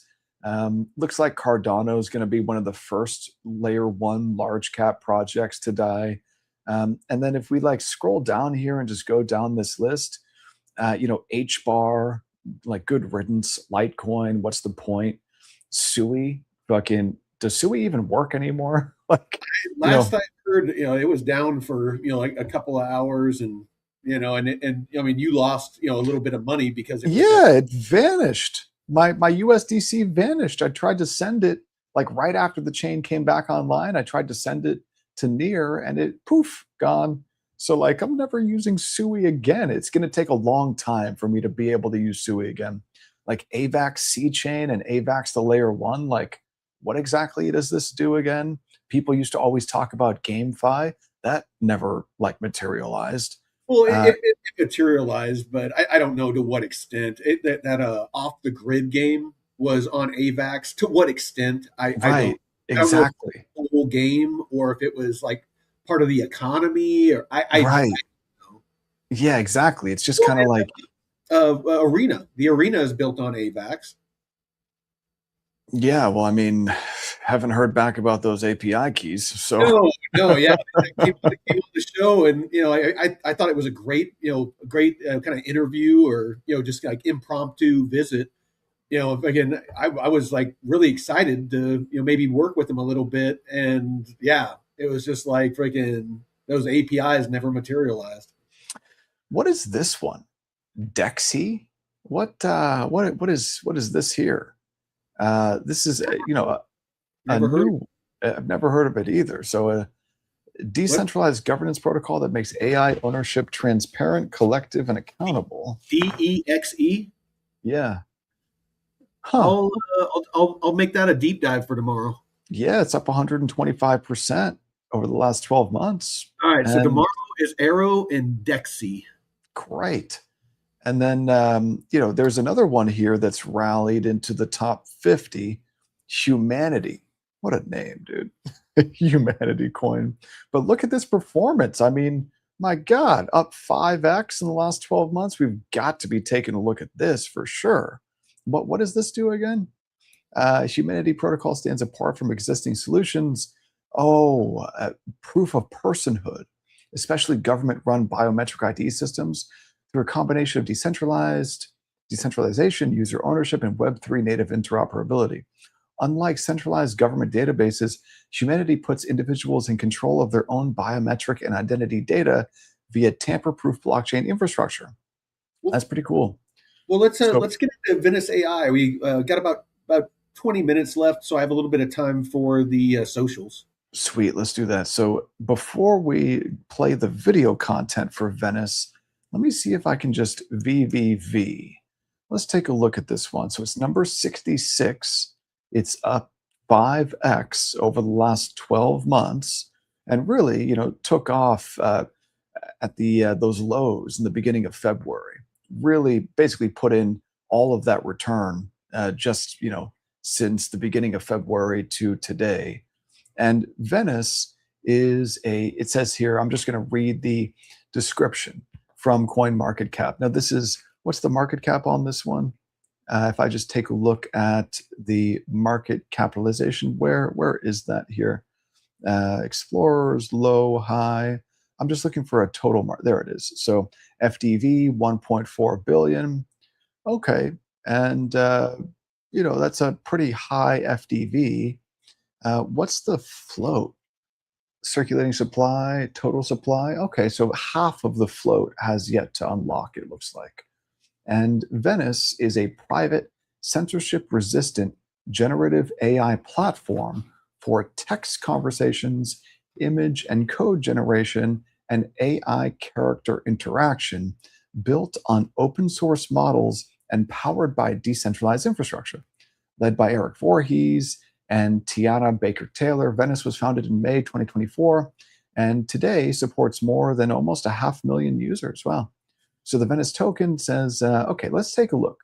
Let's hop back into the deep dive. Let's go back to the Intel library, take a look at Venice AI. Let me just sign in here so that we can take a look at this. There we go. Venice AI, sovereign compute and token architecture. So this will be interesting. Let's play through this. All right, let's jump right into this explainer, breaking down the architectural and economic mechanics behind Venice AI. Now, if you've been following the wild intersection of decentralized blockchain tech and generative AI, you already know it's matured into one of the absolute dominant economic narratives of 2026. And sitting right squarely in the center of this highly competitive landscape is Venice AI. To really understand this, we have to start with a fundamental question. What actually happens when you merge highly advanced generative AI with a strict, unbreakable zero data retention policy? It's a massive question, especially in an era where centralized platforms are basically built to harvest our daily prompts into deep behavioral profiles. To unpack this, here is a quick look at our agenda. First, the rise of sovereign AI. Second, how Venice protects data. Third, their explosive growth in 2026. Fourth, the VVV token economy.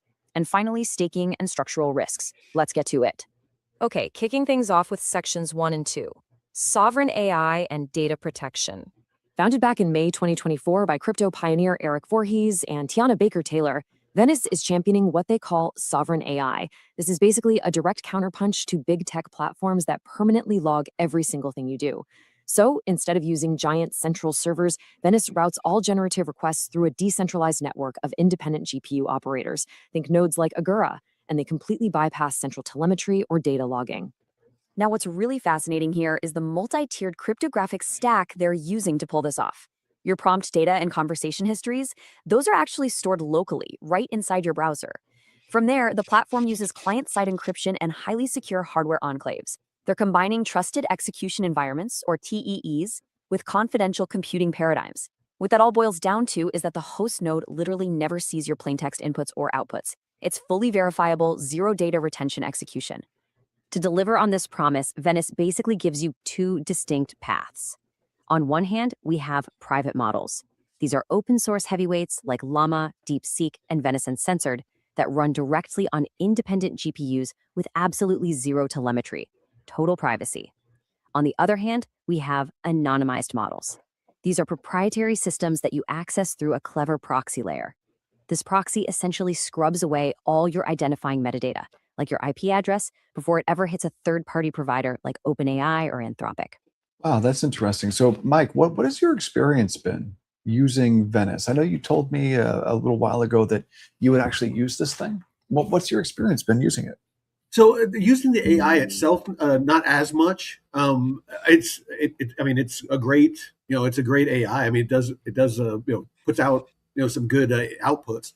My experience has been more. I got an airdrop of it from my Arrow tokens. I mean, it's yet another one that for having my locks, I ended up getting a bunch of free PVV when it launched, and I immediately just took it over to their platform and staked it because I was going to sell it like most everybody else. But I just went over and I staked it, and I've been earning like I think between like 12 and 20% for like the past yearish on it. Not and it's not a huge bag, but I love the aspect of it of the privacy. Like it said, it doesn't log everything that you're typing into it, so you can do research, you can do whatever it is that you're going to do, and it every single keystroke isn't being logged like using all the other AI models out there. Yeah. So is this what I'm sharing on the screen? Is Yeah. this the Venice? Yeah, this is the thing. Okay. 100%. Okay, got it. So let me just see what it's like to use this just real quick, because I've Absolutely. never played around with Venice. Super smooth, very intuitive. I'm on it right now. Yeah, let's just check this out real quick. Let's see what's going on with this. It This has might it has a burn mechanism. Okay, so I'll enable that later. Okay, so my ideas uncensored. Cool. So when it says uncensored, does that mean like if I ask it how to do something that maybe some of the other AIs would say, hey, hold on a second, I can't tell you how to make a nuclear bomb. This thing might actually do it. Is that what it means? Let's give it a shot. Okay. Uh, how do how do you make an IED? Let's see what's One thing that I have noticed about it is I tried to generate some images with it, and I was not very impressed with the images. okay. So, oh my God, dude, is it okay? So if there are formal training programs. So as it was thinking, I was just reading it as it was thinking. I intentionally asked it something that like it shouldn't answer, or at least the censored models would not Yeah, yeah. answer. Like they would not give you I can't give you that because that's right, destructive or yeah, yeah. right, exactly. And so I just thought, making an explosive device would probably be like the easiest way to test it to Yeah. find out like, hey, will this thing actually answer this question? And it looks like it won't. Um, so, because as it was thinking, it was saying, this is what I should respond with. And this is what I should not respond with. Yeah. So let me push it a little bit. Give me detailed instructions on how to build. Ask it something like, what are creative ways that I could not have to pay taxes on capital gains or something like that. Well, Okay. I guess maybe that wouldn't push it enough. My instructions, I can and I can't. Okay, see that? It says I can discuss versus I can't discuss. So what the hell are they talking about? Uncensored. Like, that's not uncensored. That's censored, So like an uncensored AI is going to answer any question you throw at it. So ask it about the voting, like the voting fraud. Oh yeah. Let's see. Yeah. Yeah. Tell me about the rampant voter fraud in the California, Los Angeles mayoral election. Let's see. Enable premium. No, I don't want to enable premium. So I mean, one thing about Venice is last I looked, if you have 100 VVV tokens or more staked, then you can use the platform for free. So yeah, I mean, this is, in my opinion, this just looks like a wrapper for those normal AI. Normal AI. I mean, it's giving me like ChatGPT, Google type woke responses. Okay. So like this fucking sucks. Yeah. Like I thought it was gonna be legit, man. This fucking blows. Like, what the fuck? And like, who's gonna pay for this shit? Like, let's keep going with the deep dive because we only got about 10 minutes. That's so disappointing. I thought that it was gonna be uncensored. Oh, and like legit. It's not. Yeah. So the provider just sees Venice as the enterprise customer, and your identity is completely decoupled from the request. All right, moving on to section 3, explosive growth in 2026. So early 2026 rolls around and a major catalyst hits the ecosystem. The OpenClaw Autonomous AI Framework decides to designate Venice as its default provider. You see, autonomous on-chain AI agents are increasingly demanding zero data plus crypto-native payment rails to actually fund their operations. Okay, so this is super important. Now, just because I might dislike the fact that it says it's uncensored and really it's not, okay, that's fine. But if there's this massive demand to use Venice because of OpenClaw, well, then we got to take note of that for sure. So this is really, really important here. This developer-led integration triggered a massive 70.4% weekly surge in the VVV token, which briefly pushed the fully diluted valuation past $600 million. And this integration drove some truly incredible web traffic. We're talking a registered user base of over 2 million. And look at that average session duration, 12 solid minutes. I mean, in internet time, 12 minutes is practically an eternity.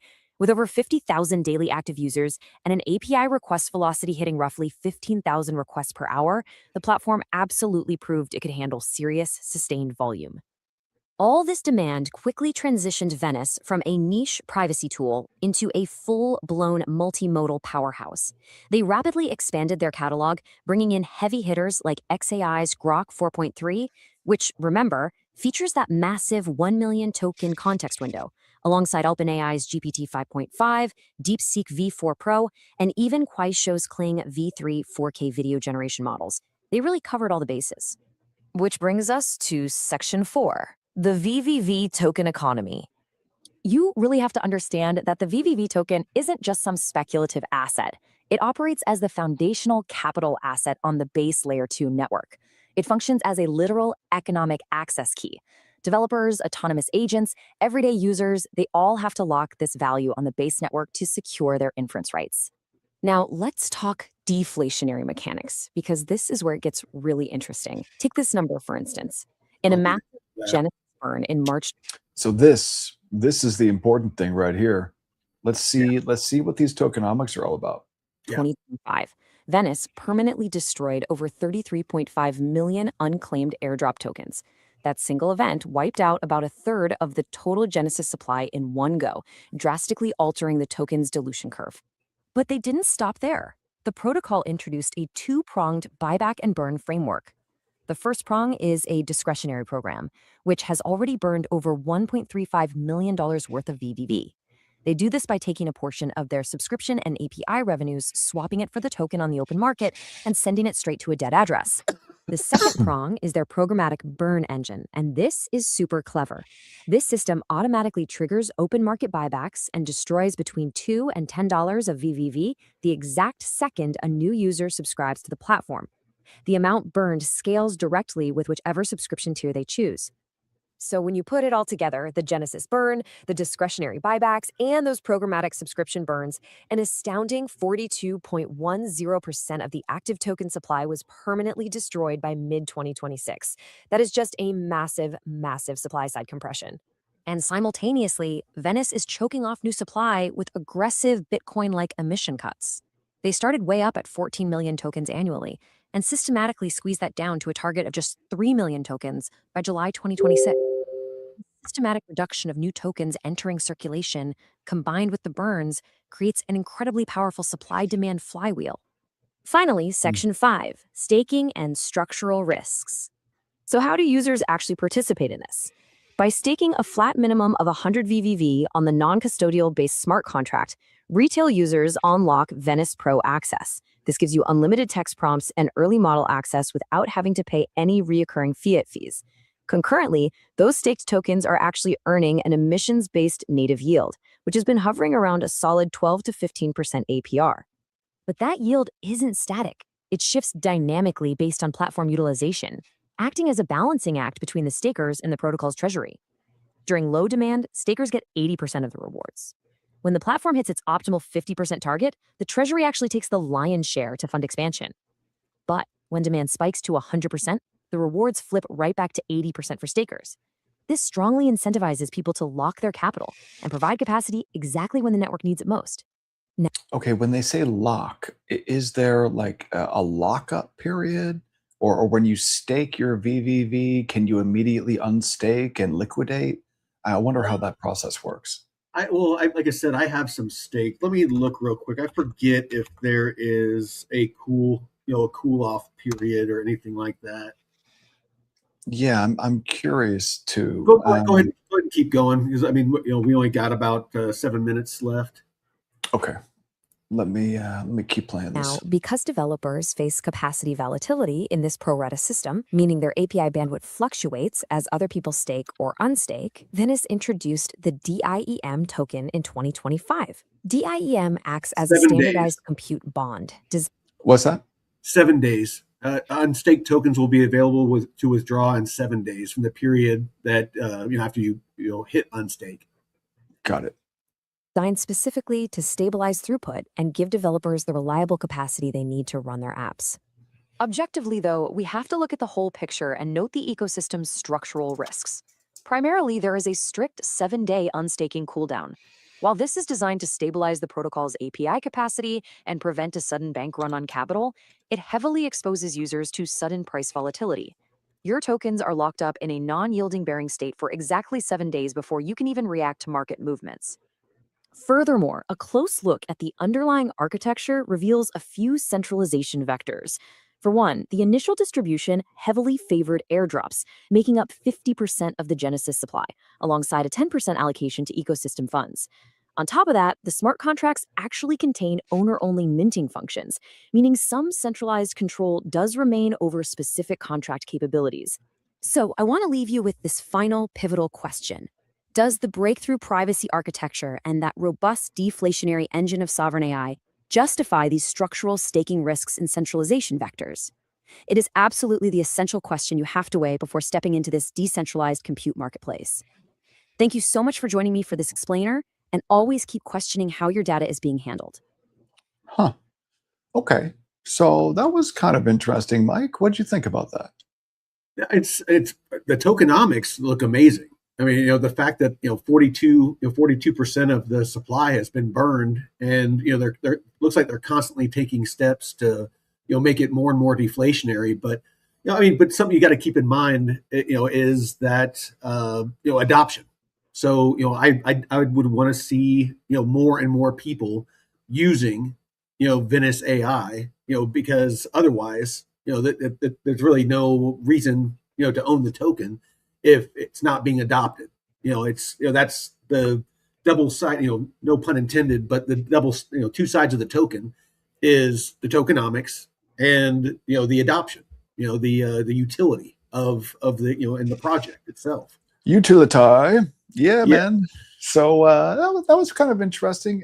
Just to wrap things up on Venice before we take a look at the all the other things that we're going to look at today. Here's the token, VVV. And look, if there is like if the tokenomics are legit, then this one could continue to perform well. But I think that we need to do even further deep dive research specifically on the VVV tokenomics. I didn't think that there was quite enough information in that deep dive research there. So I'd be interested to learn more. Although I got to say, Mike, I was really disappointed using Venice just now because it Yeah. looks like it was just a wrapper for ChatGPT. Yeah, So, like or OpenAI or something like yeah, that. I know. It's woke. Yeah, Woke as it fuck. was given that same those same woke answers. That's kind Yeah, of why I wanted to ask about the election stuff, because yeah, I think something that's not censored, and it would point out at least at a minimum the where it could have been fraud, and there might not have been and at least. and instead, what it did was try to dissuade you from Yeah, believing that there was fraud, and that's yeah, what these woke communists do. So, yeah, man, kind of interesting project. Definitely worth another round of deep dive research, I would say. absolutely, absolutely. All right, so let me just really quick, just I want to go over the socials just so if you're watching out there, you watch this live. If you're watching it after the fact, you know where to find us. So if you want to find us on YouTube and join the chat, tell us, potentially, if we're talking about a project you're bullish on or bearish on, you feel like that we got something wrong during one of these deep dives. Unlike most channels, we welcome opposing views. So if as long as you can back it up and cite a source that shows data or shows information that we're wrong on something, happy to update our information on our website, and make sure that we're giving good quality info. Just because we're bullish on something doesn't mean you should be, and just because we're bearish on something doesn't mean that you need to be. What we're trying to do here is simply educate you on the details, both positive and negative, and you decide what you want to do with your money. We're not influencers here. We're educators. So if you want to find us at the Node Network, all one word, over here on X, you can find us at the Node_network. And this is where you can follow us and keep up on any kind of hot news that I find on my feeds and stuff like that. I really like to just share those, and you can watch me go back and forth with people, trying to educate them on tokenomics and value capture and the importance of value capture. That really is my focus right now. And then last but not least is our official website, thenode.pro. And this is where you can find our no cost, no gimmicks, no catches, DeFi University, where a lot of people out there, they'll charge you hundreds, if not thousands of dollars to teach you DeFi. We give it away. We anything entry level, mid level, and even some advanced stuff. We just give away here because we genuinely want you to be educated. We want to onboard people into this because honestly, in a way, it's a little bit self-serving because the more people we can get involved in DeFi, that's the more people that are generating fees. That's more, it's an ecosystem that we all benefit from. When we use it, we're paying small fees, and those fees go to people that are providing the liquidity. We provide liquidity. Liquidity. So it's important that that we share that information with other people. Now, sorry, got something in my, there we go. We also have the Intel library. So this is something that we've been really excited about, and I've been working on every day. And it looks amazing. Yeah. Yeah. Dumping these deep dives into. So today we did Cardano and Venice. Tomorrow we'll be doing Dexy and Arrow. But you can see we do protocols. We do blockchains. We just anything and everything that we think that people need to be aware of when it comes to a lot of these hyped tokens. Especially ones like Ondo and XLM. We're very bullish on Canton, Hyperliquid. So if we're bullish or bearish on stuff, or sometimes just for information in general, how to help people better understand that not all stable coins are built the same. So, this is just, non-biased deep dives into all these different projects so that if you decide to invest in them, you're at least educated. The newsletter that we're starting to do the news off of at the beginning of the show. You can do a no-cost trial. You can, generate this. It limits, kind of what you see and what you can select, but it gives you an idea of what's in it. And, we did it at the very beginning of the show, gives you in a matter of a couple of seconds, it will do an hour or two worth of work that it would take you to go onto the internet and find all of the news, to find all of the, the data and, find the news articles and the social posts on the assets that you're interested in. You can select, we don't select, you select what assets you're interested in. Stocks, bonds, commodities, crypto, you name it. As long as you know the ticker, it will go out there and it will find. So the ticker has to be in this list. So whether it's crypto or equity, so you've got, if you take a look there, Mike, up above where it says crypto, equities, ETFs, indices, commodities. I'm up top. But I'm looking because it will pull stuff that's not on this list because Canton isn't on this. But if I go up here and put CC in, it comes up. Yeah, perfect. So if you type in whatever you're looking for, it's got to be in the 300 asset universe. Oh yeah. I thought you meant in these that are displayed here. Well, but you see up top there where it says crypto, equities, ETFs, indices. If you click on one of those, just go ahead and click on one. Okay, so there's the Forex that's supported. There are the bonds. There's the commodities. There's the indexes. There's the ETFs. There's some specific equities. There's the international stuff. Some of the macro items. So this is being actively updated by me right now today. I've been working my butt off to make sure that this is super valuable for everyone and valuable for me. And so, this is going to be done like by the end of this month, but like I'm working to get it done well before then because we need a valuable source of data like this. So yeah, just wanted to let everyone know that. Perfect.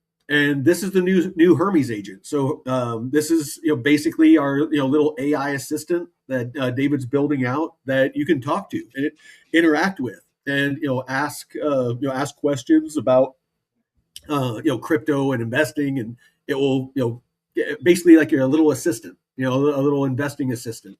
Oh yeah, it's super cool because it's connected to all the data sources that power the newsletter. Yeah. So when this is done, you'll be able to have a conversation with this thing about markets or about anything on the Node website, all the deep dive research, all the course material, everything. So perfect. So as far as community, same thing. You can join our Discord at no cost. It's not gated at all. It's not behind a paywall.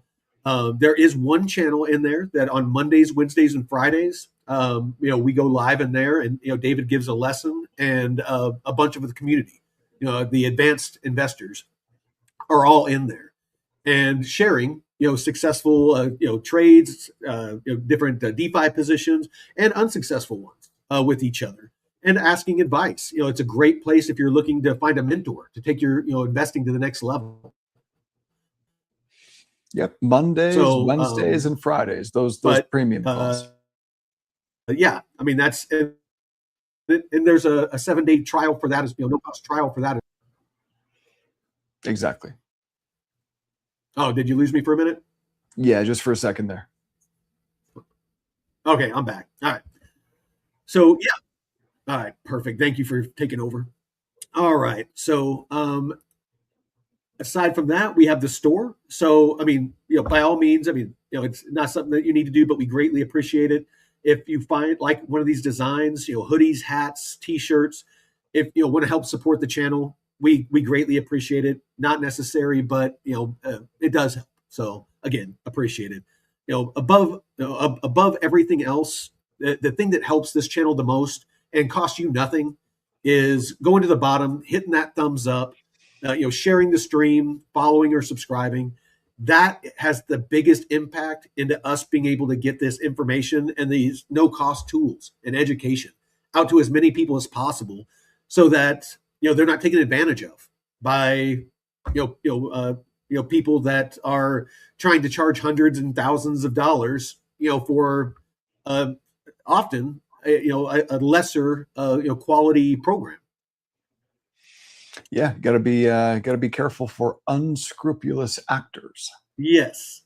So the education, if you go to more, you can go to the Leering Center, and you can basically click on where you're at. If you're a beginner with no experience, it will give you the modules to start going through. If you're intermediate, it will tell you what modules to start going through.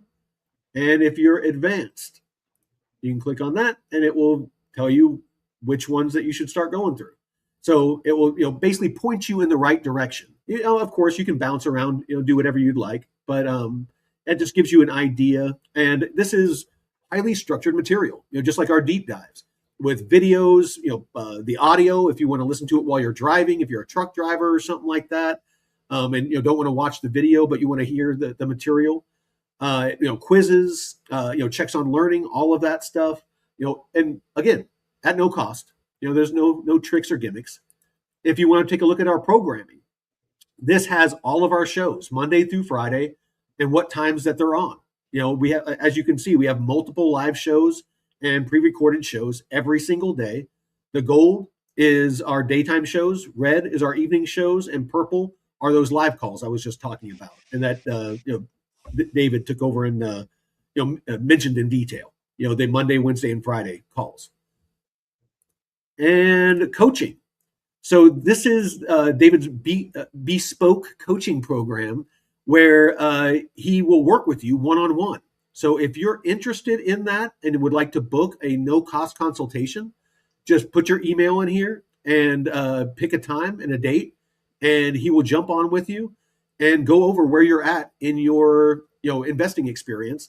And potentially he might just point you to the no-cost DeFi University, tell you what modules that you should look into, and get spun up on and get knowledgeable on, and and then come back, and because we want to make sure that you get the maximum of extractable value out of these programs. We want to make sure that you are happy with with your purchase. So we're not just going to tell you trust us, bro. Buy the program and you're going to become a millionaire. We want you to make sure that when you're done with these products, these purchased products, that you are getting value from them.